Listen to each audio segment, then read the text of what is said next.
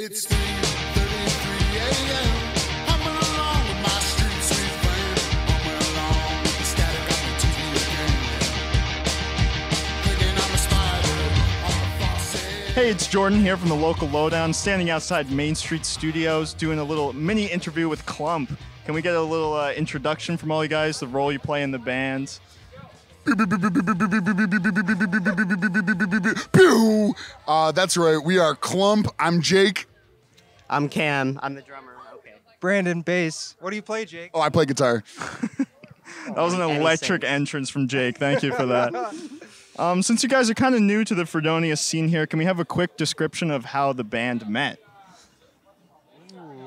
You asked me to play drums. You, Brandon, asked me, Cam, to play the drums for Jake's Wiley Something album release. Yeah. And then we were like, let's keep jamming. Yeah. Jake's solo project had a release coming up, and we wanted to make a live band that could perform the songs.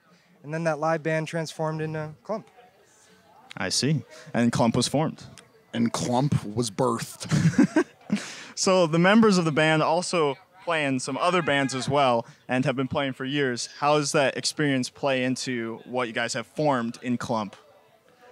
I think what we bring is just a bunch of collective experience to the table, and basically, like when we approach writing a song or making an album with CLUMP, we want to make something that is exciting for us to play. Mm-hmm.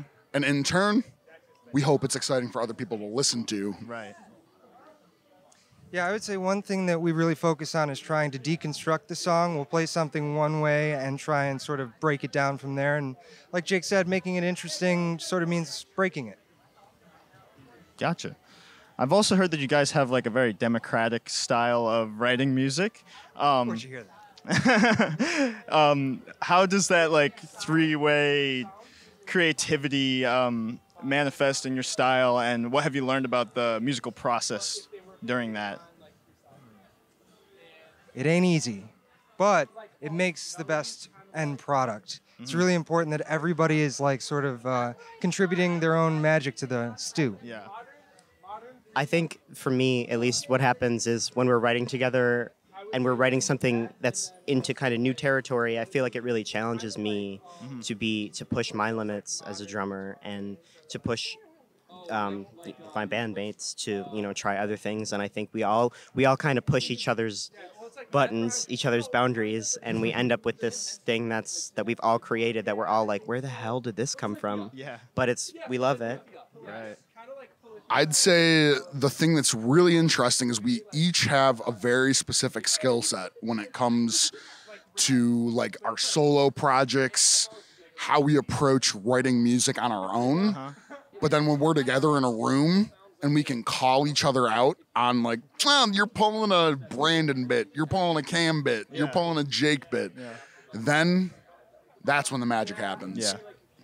The great part about that, too, is like if it's just one person writing the songs and doing it all by themselves and they just have like the other band members to help them, then it only is getting through like that one filter.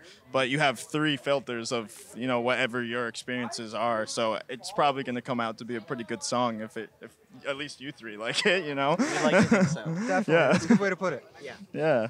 So you guys, so you've released a couple singles in 2022. Two packs. That's what I call them. I call them 2 packs. I don't know if that's like an official term. Are these contributing to an upcoming bigger release or not? Jake said they're not allowed on the new release. The singles, I guess, exist in their own world. Oh, okay.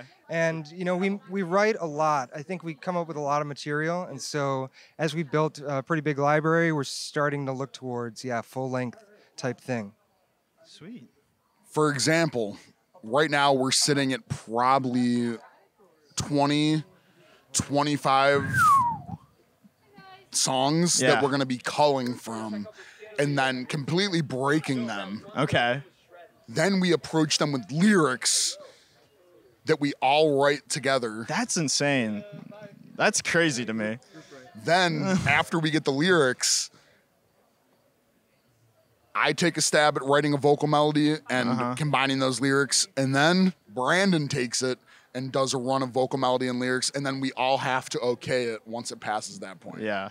It's really like a a machine. It's just a clump. Like I don't know. Why is clump such a perfect name for everything you guys are describing? There's no other way to operate. Yeah.